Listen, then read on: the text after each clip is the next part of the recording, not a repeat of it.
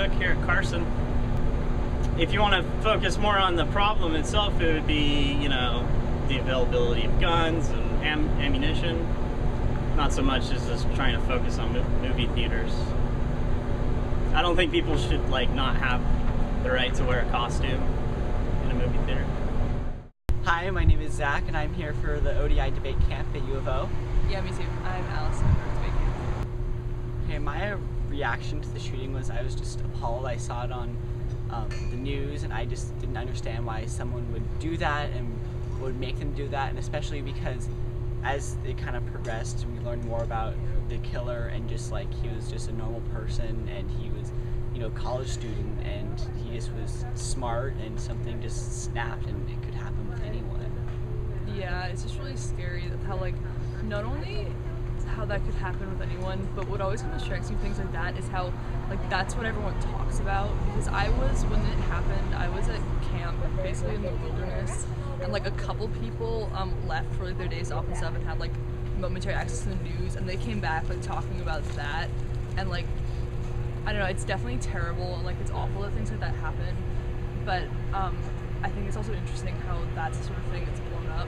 It's the horrible stories are the ones people remember and talk about. I mean, I feel like movie theaters are nowhere dangerous than being in a dark room with a bunch of other people. I mean, it's just you're with people that you don't know and you can't see what they're doing. I was really I'm more scared that it could happen anywhere, because he used obviously he used guns, but anyone can go and buy a gun. And also he used smoke grenades that were from paintballing or something. A lot of it was just stuff that's easily accessible on the internet, and not a lot of background checks are even needed to get a gun, and it's kind of, it's just anyone could do it. And security is definitely important, because even if it's not a setup security, just the idea that people will stop you is just because if we didn't have that at all, then anyone could do anything. But I feel this might just be kind of pessimistic, but I feel if somebody really wants to shoot a bunch of people, they kind of can.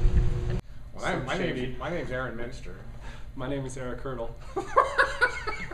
Actually, it's the other way around, but hey, and comfortability for being in a movie theater would be a nice, comfortable seat, and not one that my knee's hitting on, or that I have to have my knee up to my face, so because they're really tight. So I would actually want some room. But I don't feel that we need metal detectors or people frisking or anything like that. I think this episode, or this thing that happened in Aurora, is a one-time deal, and I don't think it's going to happen again. So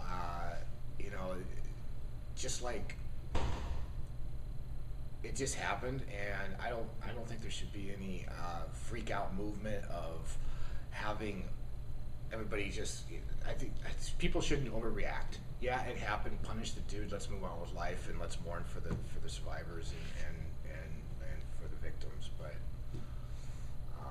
I don't think that they should change anything except for the seating.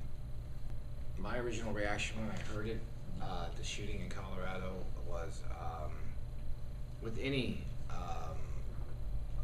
tragedy, it doesn't really hit at first.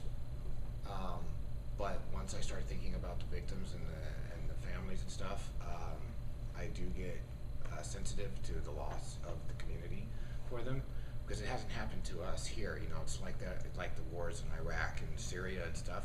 We don't experience that, but there's people dying every day.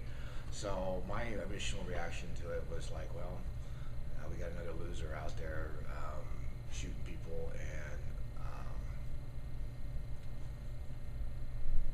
it's not affecting my life, so why should I care?